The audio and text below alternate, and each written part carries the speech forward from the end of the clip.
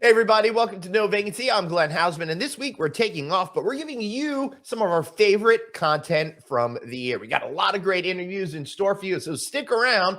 And also, I want to thank our friends over at Avgo, the virtual front desk, which is human assisted. How cool is that? Give them a shot.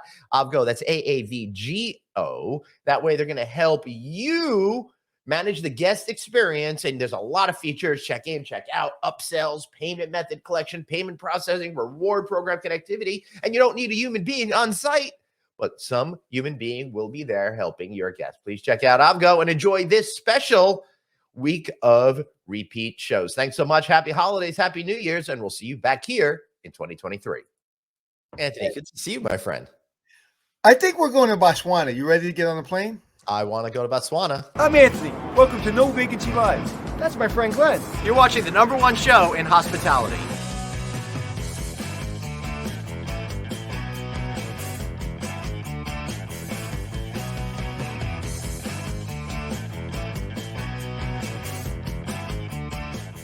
Hey everybody, welcome to another episode of No Vacancy Live. This is episode 613 for April 6, 2022. That's Anthony Melchiori. I'm Glenn Hausman.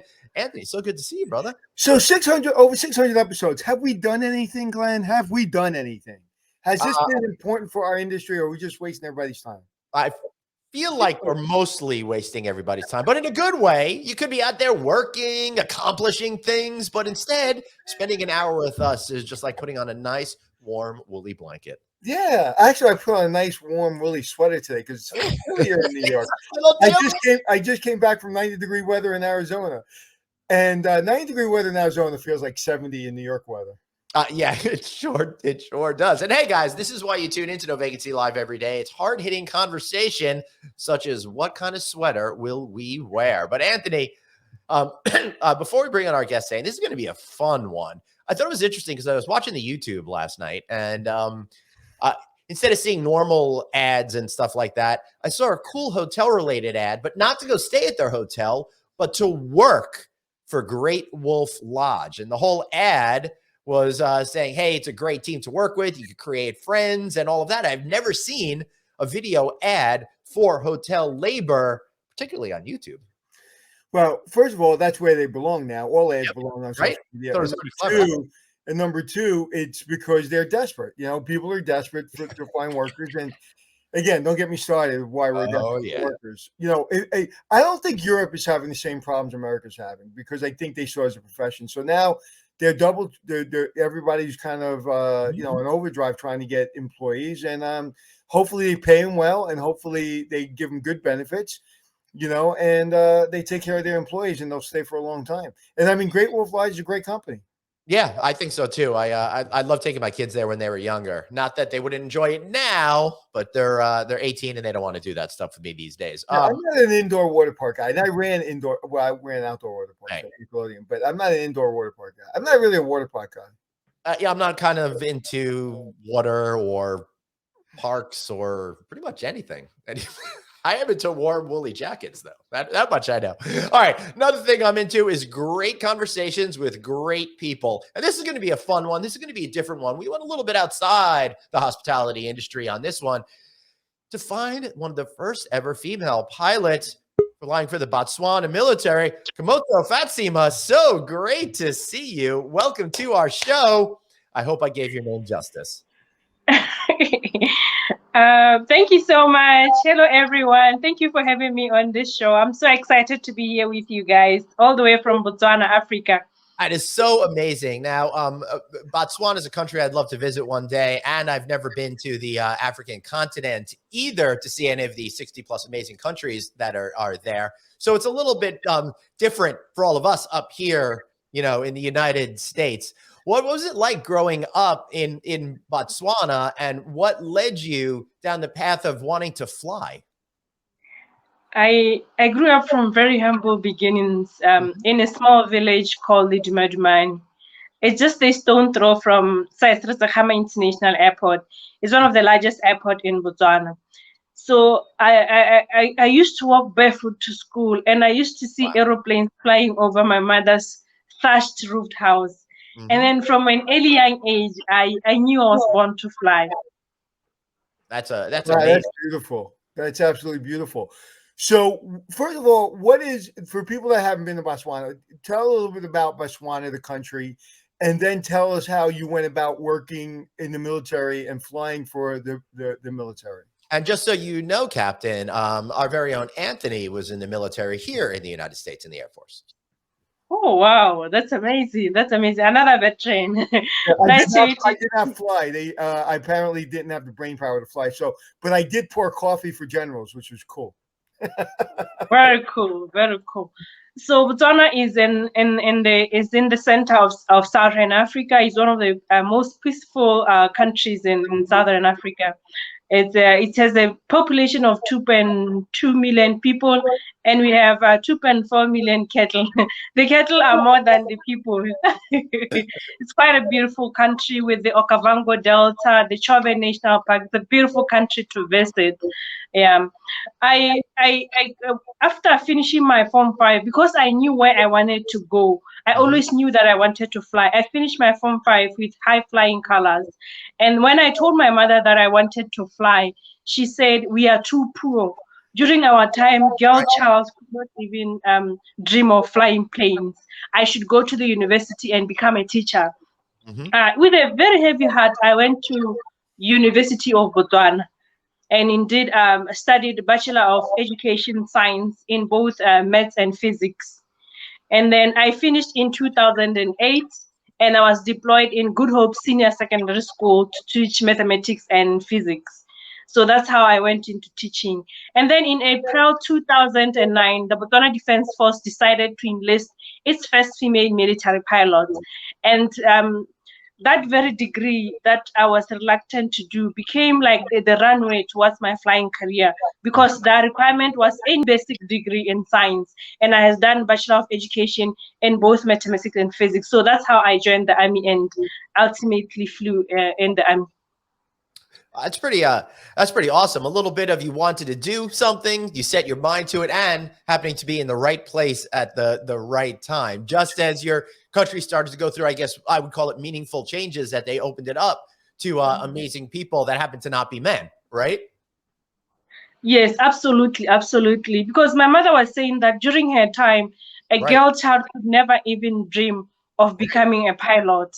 Instead, I should become a teacher. It was very, very hard for me to become a teacher. But that degree that I didn't want to do gave me a leeway for me to join the military, and ultimately flew. So I think it was quite a good turning point for me to be able to join the military. So you were the first female military pilot, is that correct? Yes, I'm one of the first. There were 4 of us who first flew in the military. 2 of us went and flew fixed wing, and then 2 others they went and flew helicopters. What we do is the Botswana Defense Force helps the ground force in the northern sector of Botswana. As you know, that Botswana there's a lot of elephants, there's a lot of rhinos, and also this flora and fauna. There's quite a lot of poachers who are killing our elephant. Right. So the military, what they do, the Air Force in the military, they support the ground forces with air power. Wow. So the 10 years that I was deployed in the military, I was doing aerial patrols, troop insertions, I was transporting soldiers, taking food around. I think I know everywhere in the country where there is a runway strip, where there is a landing strip, everywhere in the country. I've been almost everywhere in the country, even in the deep areas, deep in the Okavango Delta. Was it everything, being a pilot, was it everything you hoped it would be? Yes, it was a beautiful experience. I love flying so much that it gives its completeness to me. I'll do it for free if I have to. It's something that I love, and it's so close to my heart. Yeah. Are you still in the military? I left the military in April 2019 after serving 10 years. Wow. I left because I started the first year I was in the military. I started Dare to Dream. Dare to Dream is a foundation. We are now based at Botswana Innovation Hub. We are dedicated to advancing youth, women, and girls in STEAM, in science, technology, engineering, arts, mathematics, as well as entrepreneurship and aviation and aerospace. So throughout my military career, I set up this foundation. So it grew as I was in the military. And then in 2018, I was chosen by the 44th President of the United States of America, Barack Obama, as one of the young people who are changing the narrative of the African continent. And I was taken there to the United States. We visited New York, Atlanta, New Mexico. We went around so many states on a leadership tour of the United States. When I came back to Botswana, I was given the 80th Commonwealth Point of Light Award by Her Majesty the Queen. Commonwealth Point of Light Award. Point of Light is like you are pointing a light to other young people and showing them that it's possible for you to grow up from very humble beginning and become something in life. I actually am getting emotional. Yeah, you really are. Yeah, because it's beautiful to see your mother saying a woman couldn't do that, and you came from very humble beginnings, and you, without being arrogant or pushing or saying, I'm going to do it, you somehow flawlessly made your climb your way, and then the President of the United States and the Queen of England, know who you are. That is what touches me, because you don't have to be an aggressive person. You just have to be a person that dreams and does the work. It's easy to say you're a pilot. It's easy to say you met all these people. It's easy to say you developed this organization. But what's hard is all the work that people don't see. And so that I have tremendous respect for you for. It's not becoming a pilot. It's the work you did to become a pilot. I got a question for you, Captain. What made you think you could and would when everybody told you you couldn't? Like I said, I'll share with you one of my CNN documentaries that I did. Every time when I was in the military, the first year, it was very, very tough. They made us walk 120 kilometers in different weather conditions. Every time when I saw an aeroplane flying above the sky, if I was running, I'll run faster. If I was shooting, I'll shoot with more precision. I knew absolutely without a doubt that I will end up flying. Even when I was walking barefoot to school, other young people laughing at me, saying that I do not have shoes. I knew that ultimately I'm going to be a pilot. So I made sure that even if they laugh at me saying that I don't put on school shoes, I make sure that I laugh at them when it comes to my studies. So I did extremely well, because it is saying that knowing where you are going is the first step of getting there. So I knew where I was going.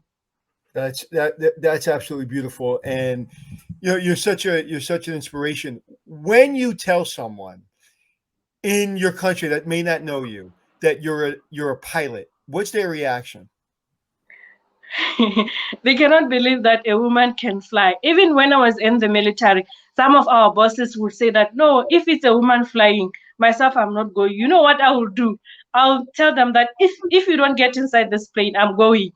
And then I'll close the door. And when I close the door, everybody will jump in fast. Because even in our country, even everywhere in the world, it's not a common thing. It's very rare to have a female, a soldier. Especially here in Africa, where there are not a lot of resources. As you know, that the aviation industry is very, very expensive for you to train a young person to be a pilot. So it's a very rare sight to have a young person, a pilot, and for that matter. So it's not like a lot of people don't believe. A lot of men say that, no, but you cannot fly. They touch my hands and say, your hands are too soft to be a pilot. So how do you, like a lot of people, has that attitude of you're a woman, you can't fly, your hands are too soft, I'm not getting in a plane. Did that ever bring you down, or you're too strong-minded and you just kept on focusing on the right things? Yeah, I think the first year we did military training, they taught us tactics, they taught us leadership, they taught us how to lead men to war. They taught us how to shoot guns and shoot to kill. So that training on its own, it was a foundation that made me realize that a woman can do anything that a man can do. And most importantly, we need the men to support us, because when I was learning to be a pilot, there was no female instructor, only male instructor. and they made sure that they help us to the highest degree so that we can be good pilots too. So I learned that I can work with both the men and the women so that we can support each other. So that for me, it's not really about me being a pilot and a female and stuff like that. I've been groomed in such a way that I can be held by both a male and a female. So the men pilots that were training you, they did a good job. They treated you like everyone else. Yes. At first, because we were the first, it wasn't that nice. But the commander told them that you have to teach these girls. You have to make sure that by the time they are done, they are good pilots as other guys. Because we were training in the same cohort with other guys. No, it was not only the girls. So they made sure that they trained us as equally as the males. So I love the fact that they really train us. And everywhere I go, I say that the Botswana Defense Force has done an amazing job by grooming us, especially myself, grooming me to be one of the most excelling captains of our generation. But especially for them, even over and above my flying career, I was also an aviation safety specialist. I did my master's in strategic management with a focus on aviation safety. And then the US Army also came here to teach us about accidents investigation. So I was a pilot and also a aviation safety specialist, the way I help with accidents investigation and stuff like that. So I really appreciate what the Botswana Defense Force did in grooming me to be one of the best pilots. Not only that, and also allowing me to set up Dare to Dream and travel the world while I was still in the Army. For that reason, I even went to the Global Aviation Investment Summit in Dubai, where we met Airbus in 2017, 2018, Airbus, where we met Airbus. And then the Airbus Foundation partnered with my organization, Dare to Dream, and sponsored us here so that we can train more young people in STEM as well as in aviation and aerospace. Wow. So Glenn, how does it feel to have an underachiever on the show? I know. Well, it's a shame, but what can I tell you? Thank you for making me feel like I've accomplished nothing in my life. No, you have accomplished a lot. I'm just kidding. I have one more question. Oh yes, let's go for it. Just one more question. Go for it. Where do you, when you're retired and you're sitting, on the front porch? I'm sure you'll be sitting there just for a second because I'm sure you're not a French port sitter. But when you're ready to just retire and relax, what is your biggest dream that you hope you've accomplished? My biggest dream and my greatest aspiration. The reason why I left. I know what you're going to say, but go ahead. I'll see if I'm right. Go ahead. And then it'll probably be a nice bridge to the next section that I want to talk about. So my biggest dream and greatest aspiration, over and above my foundation, Dare to Dream, and why I left the military. When I left, I went to say goodbye to the commander, Defense Force, and he said that, but Phatsima, we wanted to groom you to be one of the first female air arm commanders. I saluted and said, thank you, sir. It is not my dream for me to be a commander. But the fact that you wanted to groom me it shows that you see something in me. But I back to my dream now. My biggest dream and my greatest aspiration is to start my own aviation charter business. I want to. Botswana, like I say, it's a beautiful country. A lot of tourists come from the US, from Europe to come here and see our beautiful country. I want to buy a small aircraft, just as small, with a PC-12 and transport tourists around and show them the beauty of Botswana. I was privileged for the past 10 years to be one of the young people helping with the conversation, helping make sure that the aerial patrolling. So I know the beauty of Botswana from the aerial view, and I would really much like in the future to have my own small aircraft and start showing tourists around. Even you guys come to Botswana and appreciate the beauty of Botswana. Yeah, I thought you were going to say be Prime Minister or President of Botswana. No, this is what she's going to do after she does that, Anthony. Yeah, after that, I want to be the president of Botswana. After achieving this first dream of having my own aviation charter business, starting small, just one aircraft, and then I start small, and then after that, my next dream is to be a president of the Republic of Botswana. Is that a serious goal of yours? Is that what? Is that a goal of yours to be president of Botswana or no? It is. It is. It is. I believe that I believe that women have what it takes for them to lead the country. Oh yeah, I for believe sure. that both male and female we can both help this country go forward. Not only Botswana, but the Yeah, African continent to go forward. It's incumbent upon us to really step up to the game, ensure that we can lead the country, we can lead the continent as women, not only alone. Because I believe that both the male and the female have a role to play in taking our continent, our world forward, and changing it for the better. right. And it's the same thing here. Now, here in the United States, women have been able to make great achievements over the last 30, 40, 50 years. However, there is more room to go, more room to grow. One of the areas that I think women have achieved is attending college. They're now attending college here in the United States in a higher number than men are. And it's really changing the game, particularly when it comes to what you're very passionate about. And that's what we call STEM here: science, technology, engineering, and math. I think you have a couple of others on there. Entrepreneurship and arts you add in there as well. So tell us a little bit about what you're doing to empower young women and girls to know that you've achieved, they can too. Yes, I set up Dare to Dream Foundation here at Botswana Digital and Innovation Hub. We encourage the women and the girls and the youth to pursue careers in science and technology, in engineering and arts, as well as mathematics. We also, most importantly, right now in Africa, I don't know much about the United States, but I think it's all across the world. There Sorry, we is don't no know job. much about Botswana, so we're even. There's no jobs, more especially for the youth. So we encourage young people to start businesses in the field of science and technology. That's why we added entrepreneurship. We also do robotics and coding workshops. Yeah, we do youth entrepreneurship. So it is important for us also not only to build young people who are going to go into the careers of STEM, but also to make sure them aware that they can set up businesses in the technology, the digital space, so that they can employ themselves and employ others. That's actually awesome, Phatsima, because usually, like here, we focus on it, go, then you work for the big tech company or whatever it might be. Here, you're saying rely on yourself fully, not only learn these skills, but start a business while you're at it. That's pretty amazing. Yeah, absolutely. I left my military flying career. It was providing for myself and my family to start this foundation that is providing for myself and 10 other young people that I have employed in my organization. So you see the ripple effect for us young people. If you start something that is going to not only employ yourself, but also impact other young people. Like I say, there's a lot of unemployment, youth unemployment cases here in Botswana, as well as in Africa. There is a lot because of the COVID-19. A lot of people have been retrenched. So it's important for us to build young people who are going to be entrepreneurs, who are going to be changing our country and building our economies as well.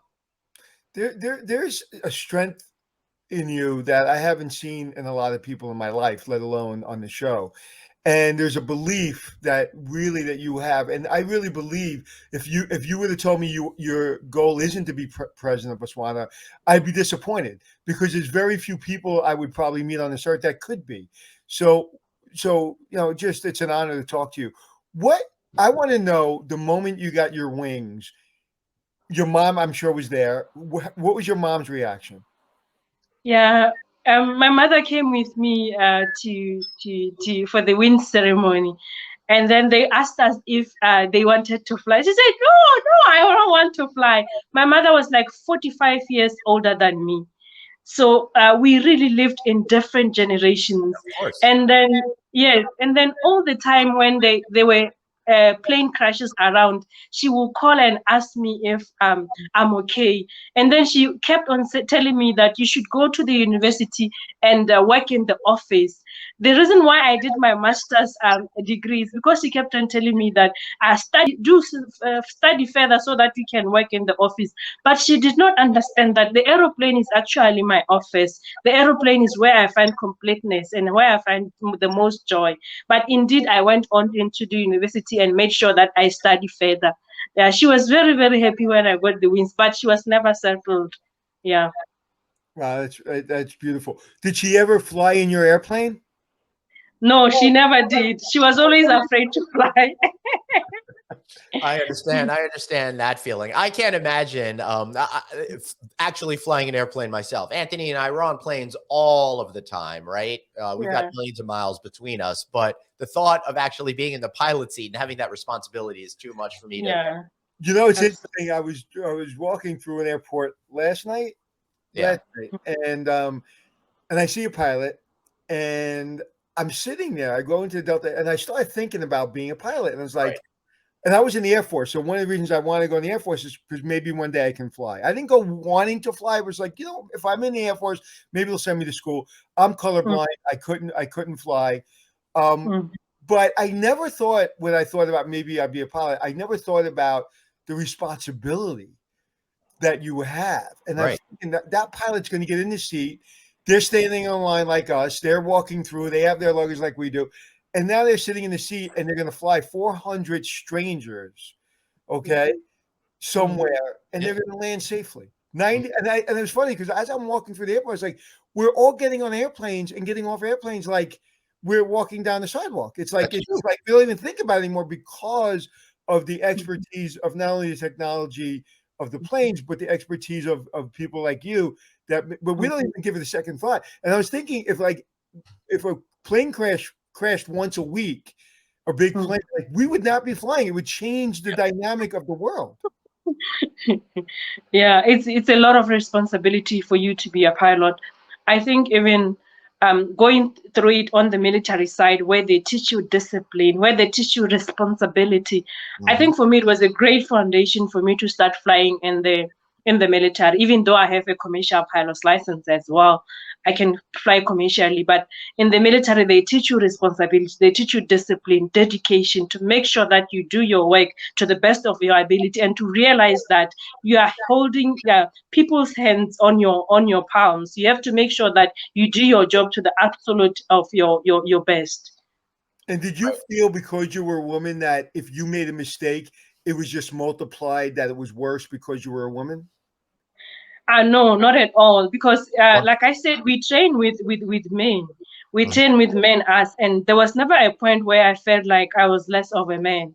And no, also the military. Not you. Do you feel other people treated your mistake bigger because you were a woman, as they wouldn't?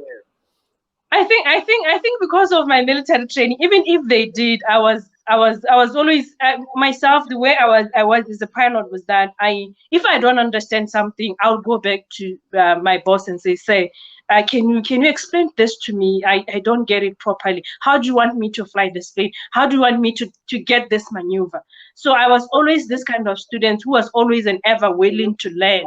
Yeah, so such that even if I made a mistake, it was going to be a mistake that could be made by either a male or a female. It wasn't even about gender, because I was this student who can always go and say, but here I did not understand. Can you kindly explain to me further, or can you show me this maneuver more slowly so that I can get it right? Yeah, it's awesome. I'm surprised to hear that, Anthony, because it sounds like a very different story than most women have heard, experienced here in the United States. Well, no, because there's a lot of women that I've met that also have that. Matter of fact, a lot of women, when I ask that question, they're like, I'm too busy doing my job to worry about how other people perceive me. And so there's their mindset. And I guess because growing up where people, undermined you or didn't believe in you, it's just like, what, if I don't stop this and close that window now, it's going to overtake my life. So that doesn't exist to me. And I find that a lot when I talk to powerful women. And obviously you're a very powerful woman who's going to do great things. And, I just can't say enough good things. And I've never met you before. I didn't even know who you were or what we were going to talk about today.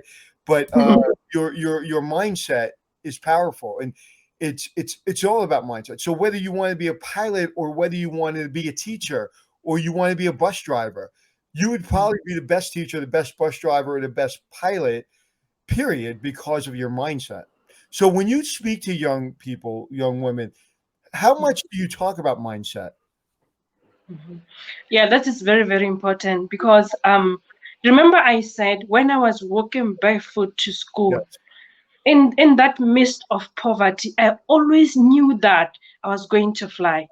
So it is that mindset that I built during my early age that I'm going to reach somewhere. So when I talk to young people, I tell them that it doesn't matter where you come from. It doesn't matter the family that you come from, whether you are poor or rich or what. Whatever you will, you have been gifted to do, and you have to make sure that you go out there and get it. The world does not owe you anything. You have to make sure that you do the work.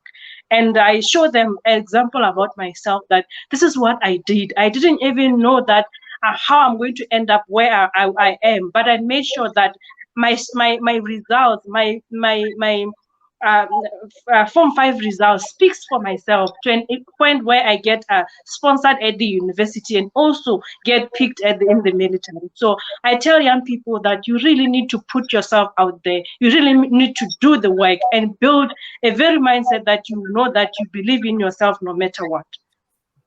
And also, you must know that nobody, other people are going to doubt you. Other people are going to say you are not good enough. You have to know that, even amidst that, you have to know that you really, really need to learn and put your best foot forward. Like I said myself, I'm a student everywhere I go.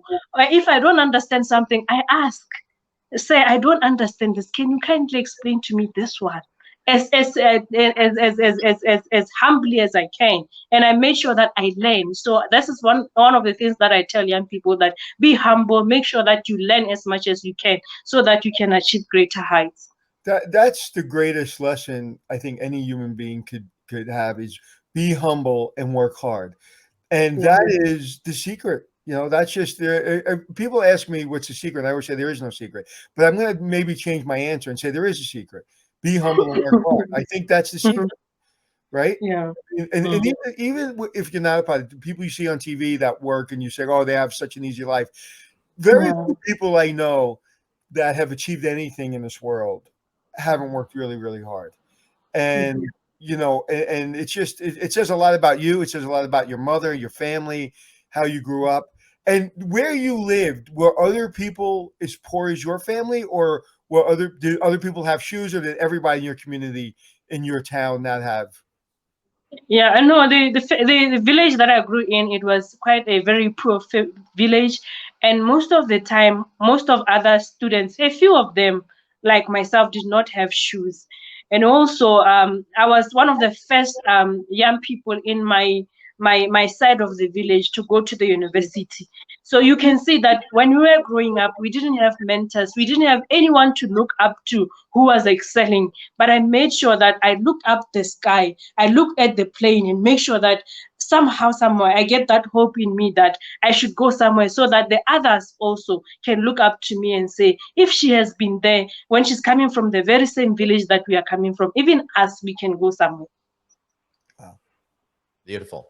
All right. So before we wrap up, I want to ask you a question on the lighter side of things. You talked about coming to the United States of America, right? Yeah. What are some of the things that struck you about our culture? And I'm also curious as to know what food that was typically American that you really liked, and what freaked you out. Yeah, the first thing I saw in America was that the people are like us in Africa, the dark skin, they're like us. And for a moment, I wanted to speak to them in my mother tongue, Setswana. And then when they spoke the English language, that's when I realized that these are not our people at all. They spoke fast and they spoke very differently. I remember I got into Atlanta and I didn't follow the airport route nicely. So I was like asking, where can I get to? The next gate. Where is the next gate? And then just, ma'am, you must follow the line, man. Ma'am, we must follow the line. And he talked. Welcome to America. And he spoke to me so fast. Here in Botswana, if you get here and you don't know somewhere, you can actually ask anyone. Then they will help you without even having to be rude to you. So in America, it was a bit different. And then secondly, I love the culture. Americans, what they do is that we went to the White House. Yeah, we went to the White House. We saw a lot of horses. We went to the Martin Luther King statue. And I saw that in America, there is a lot of cultural preservation, history. There's a lot of history that is particularly in Washington, D.C. In Washington, yeah. That. Yeah. And then we also went to New Mexico, where there is a lot of culture as well. So I love that about Mexicans. And then we also had the home home, where you go to the home, where you go to a home of the Americans, and you eat with them and stuff like that. So we went to some place in Silicon Valley where we met some couple and we sat with them. There were some investors and stuff like that. So it was quite beautiful. And one thing I loved about Americans, and I came back from there very fat, we were eating McDonald's. In Botswana here, there is no McDonald's. Right. Good. Lucky you. And where we were, everywhere we went, the McDonald's was the Coke, the drinks were free, and the McDonald's you can buy that one. So it was the first time for me to get a free drink. So we bought a lot of them. I ate quite a lot of McDonald's when I was there. That's absolutely amazing. The first time you were in New York, did you go to Times Square? Yes, we went to Times Square. It was beautiful, very, very amazing. But it must be crazy growing up in a small village in a different continent and coming to this place with all these incredible tall buildings and people everywhere. Yeah, it was amazing. It was amazing. And also, like I said, I in the midst of all these things happening to me, being chosen by the President Obama is one of young people changing the narrative of the continent, being chosen by Airbus, being taken to United Arab Emirates as well. I could pause and try to look back where I'm from, try to look back when I was growing up and say, I never thought at any point I'll be where I am. Even when I started Dare to Dream, I didn't know that I will end up where I am. That's why I even tell you guys that I'm going to be the president of Botswana. For what has happened to me when I was in my journey, it shows that everything is possible. You just have to go out there and grab it. Yeah, and you know what? I like making predictions, and I like being right. And when you speak to the president, the future president of Botswana, you know it, and I know it. And but I also want to go back for a second, right? Because people look at you and they're like, that's too big. Going to the White House, going to America, becoming a pilot, that's too big. I can't dream that big. And by taking what was accessible to you, having the military open up for you, having college open up to you, having America open up to you, all you had to do is keep walking. Don't stop walking. Just keep going with sneakers on or no sneakers. Just keep walking. And that's what you did. So although what you did seems extraordinary, it really isn't. What's extraordinary is your mindset. That is what we all need to feed to people. I was told early on, and I'm going to the Air Force next week in Alabama to receive something, and I'm so humbled by it because he's being inducted to the Air Force Hall of Fame. It's pretty serious. All I've done is what my colonel said to me, and he said, "Do a little more, and you'll go a lot further." And that's all you did.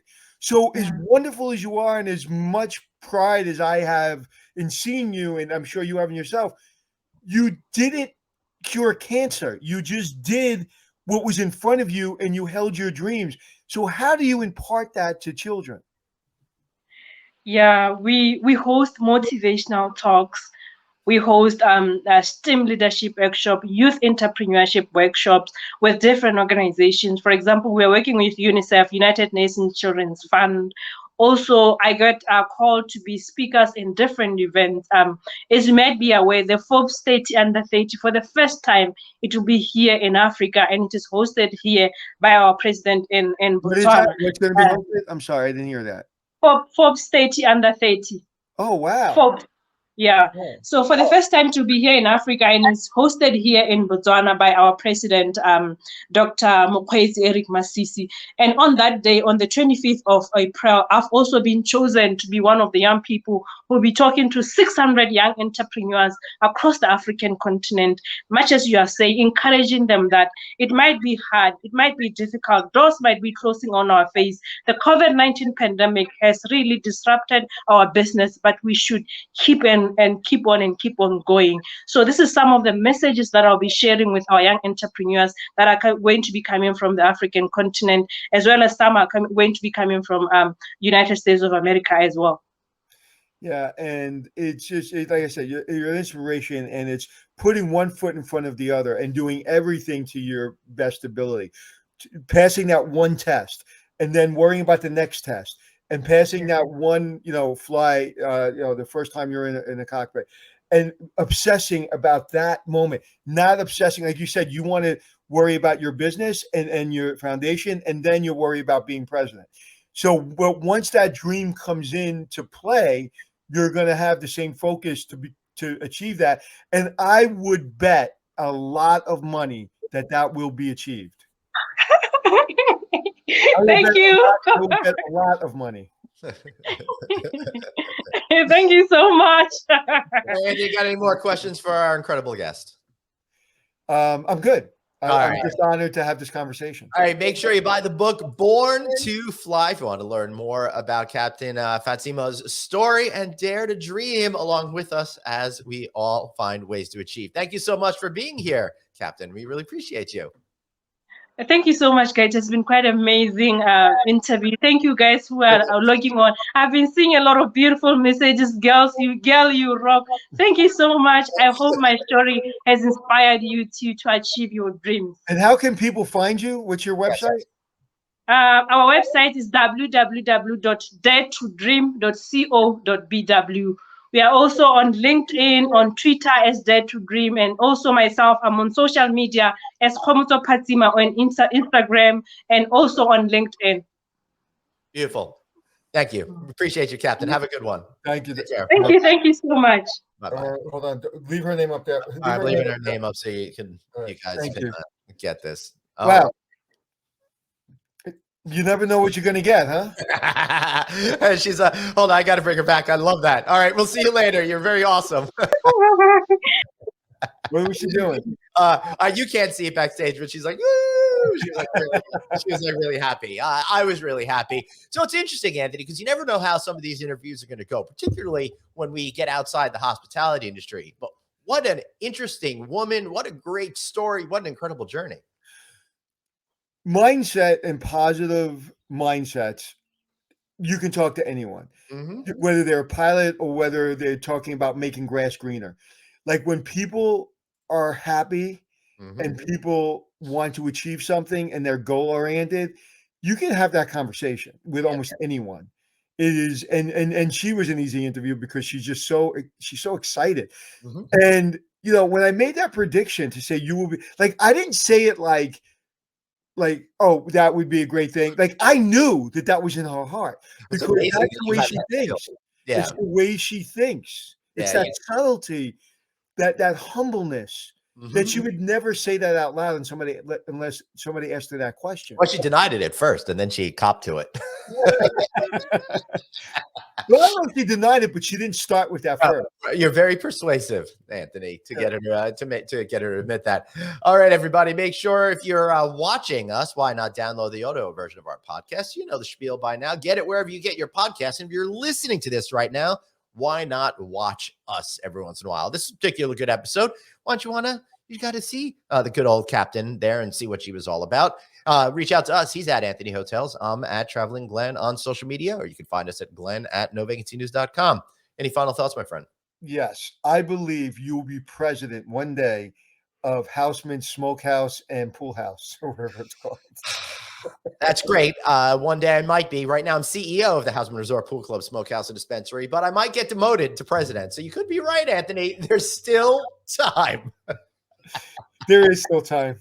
All right, everybody. We'll be back with another excellent episode. Yeah, I said it. Excellent episode tomorrow. And until then, remember, you've got one life, so blaze on and be kind to yourself. See you tomorrow. How you feeling, Glenn? Feeling good. That was